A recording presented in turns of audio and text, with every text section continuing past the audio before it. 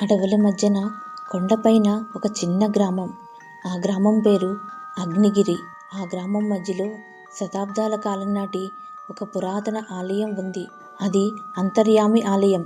ఆలయంలో దేవుడి విగ్రహం లేదు, కేవలం ఒక నల్ల రాతి ద్వారం. దానికి ఎదురుగా నిలబడితే మన మనసులోని రహస్యాలను దేవుడే బయట పెడతాడని ఆ గ్రామస్తుల నమ్మకం. పురావస్తు శాస్త్రవేత్త అయిన ఆదిత్యకి ఒకరోజు ఒక లేఖ వచ్చింది. ఆ లేఖలో ఈ విధంగా సారాంశం ఉంది: దేవుడే మాట్లాడే ఆలయం ఒకటి ఉంది. రాత్రి 12 గంటలకి ద్వారం తెరుచుకుంటుంది. నువ్వు రాకపోతే సత్యం మట్టిలోనే కలిసిపోతుంది అని ఉంది ఆ లేఖలో. లేఖపైన పేరు లేదు. శాస్త్రవేత్తగా దేవుడి అద్భుతాలపైన అతనికి నమ్మకం లేదు. కానీ ఆ లేఖలోని ఒక గుర్తు అతన్ని ఉలిక్కి పడేలా చేసింది. అది అతని చిన్ననాటి కలలో రోజూ కనిపించే ఒక చిహ్నం. ఆదిత్యలో కుతూహలం పెరిగింది. ఎలాగైనా అగ్నిగిరి గ్రామం వెళ్ళి ఆలయం రహస్యమేంటో కనిపెట్టాలి అని అగ్నిగిరి గ్రామంలో అడుగుపెట్టి అక్కడ గ్రామస్తులందరినీ ఆలయం గురించి వాకబు చేశాడు. గ్రామస్తులందరి కళ్ళల్లో ఒక భయం కనిపించింది అతనికి.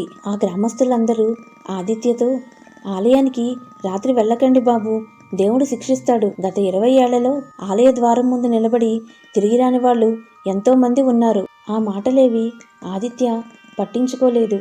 ఎలాగైనా ఈ రాత్రికి ఆలయ రహస్యాన్ని భేదించాలి అనుకున్నాడు. రాత్రి 12 గంటలు కాగానే ఆలయం దగ్గరికి వెళ్ళాడు. ఆలయ ద్వారం తానంతట అదే కిర్రుమని శబ్దంతో తెరుచుకుంది. లోపల వెలుగు లేదు. కానీ ఒక స్వరం ఈ విధంగా వినిపించింది: ఆదిత్య, నువ్వు నన్ను వెతుకుతున్నావా, లేక నిన్నే నువ్వు వెతుకుతున్నావా అని ఆ స్వరం పలికింది. ఆదిత్యకు ఒక క్షణం ఏమీ అర్థం కాలేదు. ఆ స్వరం నిజంగా దేవుడిదా, లేక అతని మనసులోంచే వస్తోందా? ఏమీ అంతు పట్టలేదు అతనికి. ఇంకొద్దిగా ఆలయం లోపలికి నడిచి చూశాడు. ఆలయం లోపల ఎన్నో అద్దాలు ఉన్నాయి. ప్రతి అద్దంలోని అతని గతం స్పష్టంగా కనిపిస్తోంది. ఒక అద్దంలో తండ్రి మరణం, ఇంకో అద్దంలో తల్లి చేసిన ప్రార్థనలు, ఇంకో అద్దంలో తాను చేసిన తప్పులు, తాను చేసిన పనులు అన్నీ స్పష్టంగా అతనికి గోచరిస్తున్నాయి. అప్పుడు స్వరం మళ్ళీ ఈ విధంగా వినిపించింది: దేవుడు బయట లేడు ఆదిత్య, మన అంతరాత్మే దేవుడు.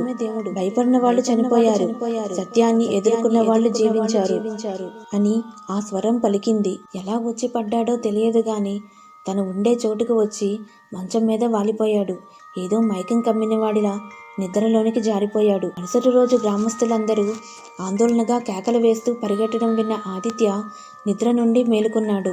ఏం జరిగింది అని వాకబు చేస్తే ఆలయం దానంతట అదే కూలిపోయింది అని భయంతో జనాలు పరిగెడుతున్నారు. ఆదిత్య మనసులో ఎన్నో సందేహాలు, మరెన్నో ప్రశ్నలు. దేనికి అతనికి సమాధానం దొరకటం లేదు. అతని అంతర్మథనంలో ఎన్నో వేల ప్రశ్నలు అతన్ని ఉక్కిరిబిక్కిరి చేస్తున్నాయి. గ్రామస్తుల్లో కూడా ఆందోళన. దేవుడు శాపం పోయిందా, లేదా తమను శిక్షించడానికి ఆలయం కూలిపోయిందా? ఇలా ఎన్నో ప్రశ్నలు. ఎవ్వరికీ దేనికి సమాధానం దొరకటం లేదు. ఈసారి మరో వ్యక్తికి లేఖ అందింది. ఆ లేఖలో కూడా ఆదిత్యకొచ్చిన లేఖలో ఏదైతే సారాంశం ఉందో అదే సారాంశం ఉంది. దేవుడు మాట్లాడే ఆలయం ఉంది. ఆదిత్యకు వచ్చిన లేఖలో సారాంశమే ఈ వ్యక్తికి కూడా ఉంది. రాత్రి 12 గంటలకు ద్వారం తెరుచుకుంటుంది. నువ్వు రాకపోతే సత్యం మట్టిలోనే కలిసిపోతుంది. అదే సారాంశం. ఆ వ్యక్తిలో కూడా కుతూహలం కలిగి అగ్నిగిరి వచ్చాడు. అక్కడ ఊరి జనాన్ని వాకపు చేస్తే ఆదిత్య అనేవాడు వచ్చి వెళ్ళిన తర్వాత ఆలయం కూలిపోయిందని, ఆ తర్వాత అటువైపు ఊరి ప్రజలెవరూ వెళ్ళలేదని, మరి ఆలయం కూలిపోతే ఆలయం గురించి తనకెవరో లేఖ రాశారని, అసలు ఆలయం ఉందో లేదో తెలుసుకోవాలని ఆ యువకుడు రాత్రి 12 గంటలకు ఆలయం ఉందని చెప్పబడిన ప్రదేశానికి వెళ్ళాడు. ఆశ్చర్యం!